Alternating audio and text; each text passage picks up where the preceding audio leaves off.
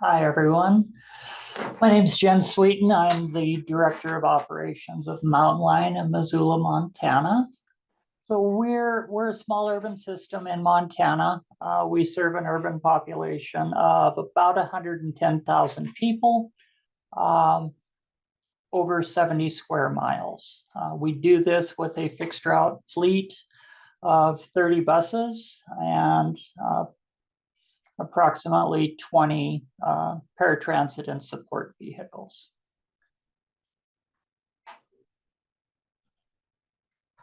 So we, like most small agencies, were slow to embrace data. We really didn't join the modern era until the early 2000s when we put our first electronic fare boxes in. And that, prior to that, we used paper tickets and paper punches and a cash fare box collector at the front of the bus. So really, we didn't have any documented data other than what was observable to us. We then started utilizing technology, electronic fare boxes, GPX, other scheduling tools. In pretty short order. Data is one of those things, once you start collecting it and start analyzing it and understanding it, it kind of becomes addictive. So one of the first tools that we utilized was planning software. We used a product by Remix. This allowed us to look at our existing route structure, to look at various makeups and elements of our community that we serve, to make sure that we were allocating our resources where they could best be used. So population and jobs, really, that's the first thing a lot of people think about. You want to put your buses where the people are. And that's true. Transit ridership is definitely driven by density, both for housing and employment. But there are other factors that you can look at. Car-free households, where are people not owning cars for one reason, out of necessity or by option? We also look at social vulnerability. Are we providing a level of service to low and middle income neighborhoods that we should?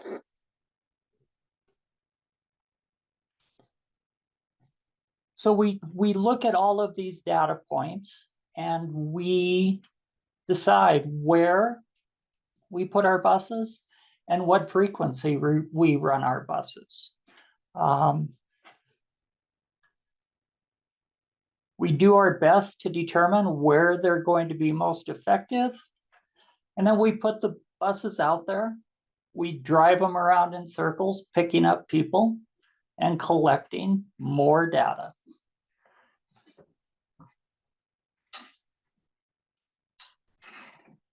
The level of data from vehicles was very limited prior to our ability to use cellular data to connect instantaneously, to store data that is being collected. So a modern bus is pretty much a rolling computer. We have CATT AVL systems. We have automatic passenger counters, vehicle monitoring systems, interior and exterior cameras, various route performance KPIs that we can garner from this. But let's not forget the most vocal source of data, which is the public. That is valuable data. They are not shy to tell you how you're planning has done to serve them.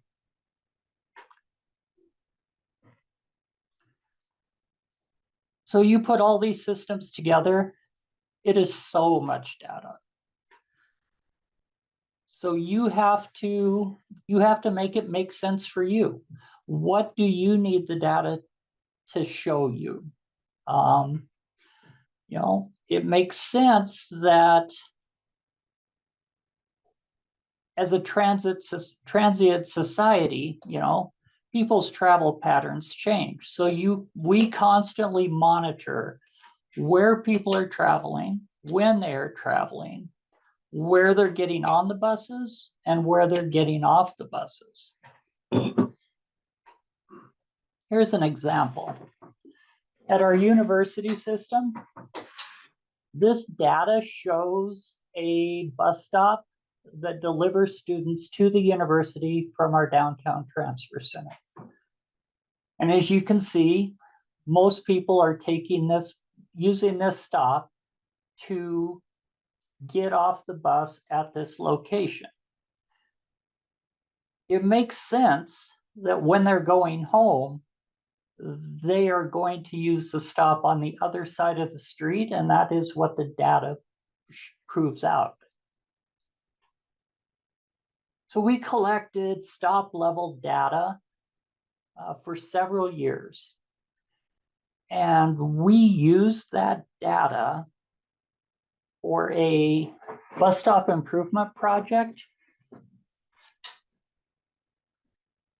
that looked at every single one of our 452 bus stops. And we reevaluated, do we need all those stops? Are the stops what the people who are using it need? And if we had fewer stops, would it make our system more efficient and allow us to provide amenities at bus stops that we hadn't been able to before? Yeah. So we added and upgraded 18 bus stop shelters. We added seating at 51 more bus stops. We made 68 of our busiest bus stops 100% ADA accessible. And because people, we also added 50 trash cans at our bus stops.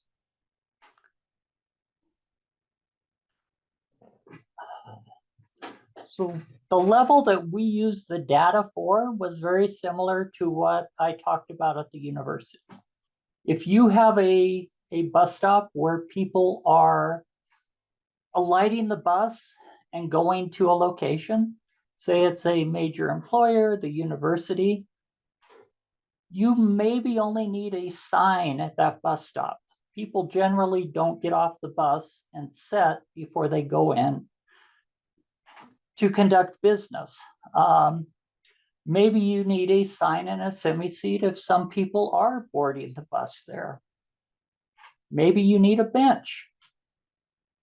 If a lot of people are using bikes for the first and last mile at that stop, maybe you want to install bike loops.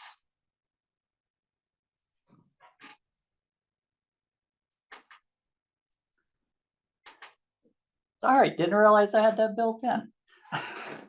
Or maybe you need it all. Maybe you need a full service bus stop to serve people that may have to walk a little further to get to a bus stop, but once they get there, they have all the amenities that they need to make that walk a little more bearable. One thing that we noticed as we became a collector and a user of data is that our relationships with other government departments improved dramatically. We were no longer looked at as the people that kept asking for things, but never really giving a lot.